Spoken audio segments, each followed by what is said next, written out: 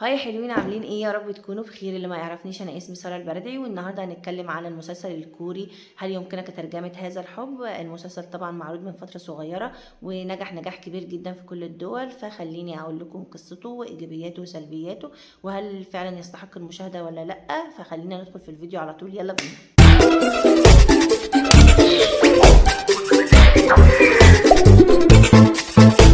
اول حاجه كل سنه وانتم طيبين ورمضان كريم، بما ان ده اول فيديو اصوره في رمضان. تاني حاجه هتكلم عن قصه المسلسل. قصه المسلسل بتتكلم عن بطلنا اللي هو كيم سون هو، وهو مترجم شاطر جدا بيتكلم لغات كتيره. لو عاوز يترجم لك لغات العصفور هيترجمها لك عادي جدا.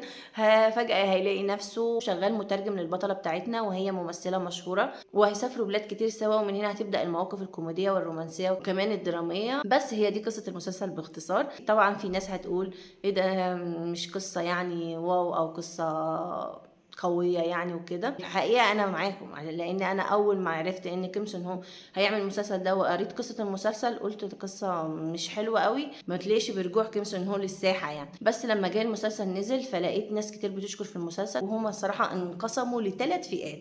أول فئة قالت إن المسلسل تحفة من أوله لآخره، وتاني فئة قالت إن المسلسل ممل جدا وما قدرتش تكمل أول حلقة، وفي ناس في النص اللي هو عجبها بس حست بشوية ملل. انا هقول لكم بقى دلوقتي انا تبع اي فئه من الثلاثه دول، وهقول لكم رايي طبعا في اخر الفيديو. بس خليني الاول اقول لكم ايجابيات المسلسل وسلبياته، فخلينا ندخل في الايجابيات والسلبيات على طول.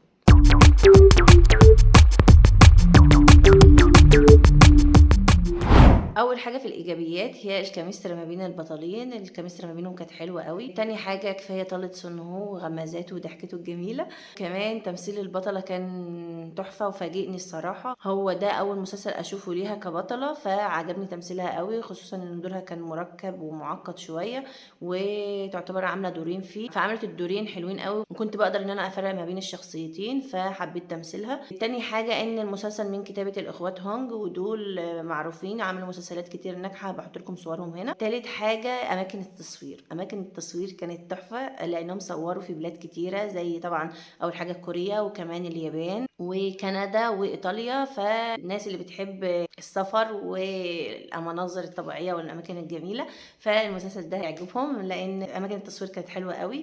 الكوميديا طبعا هتضحكوا في مشاهد كتير، خصوصا البطله المواقف اللي هي كانت بتتحط فيها كانت بتضحكني قوي. خلينا ندخل في السلبيات. اول حاجه حسيت بملل في الاخر، كنت بجري في مشاهد كنت بجريها حسيتها ملهاش لازمه. كمان اعترافه بالحب ما فهمتوش، مش عارفه هو ده غباء مني ولا الترجمه فيها مشكله ولا الحوار هو كده فعلا. فيا ريت بجد اللي فهم اعترافه بالحب يشرح لي، واللي ما فهمش يكتب لي في الكومنتات عشان ما احسش ان انا لوحدي يعني اللي ما فهمتش.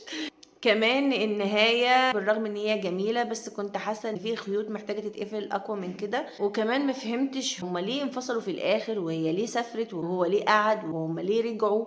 فهمتش مش عارفة بس انا حسيت بالغباء هنا بجد. ما فهمتش هما ليه انفصلوا اصلا. دي من الحاجات اللي ضايقتني، ما في بعض المشاهد ما فهمتهاش، وخصوصا ان المشاهد سهلة، يعني اللي هي سهلة ان هي توصل للمشاهد، فانا مش زي ما فهمتش، فمش عارفة الصراحة.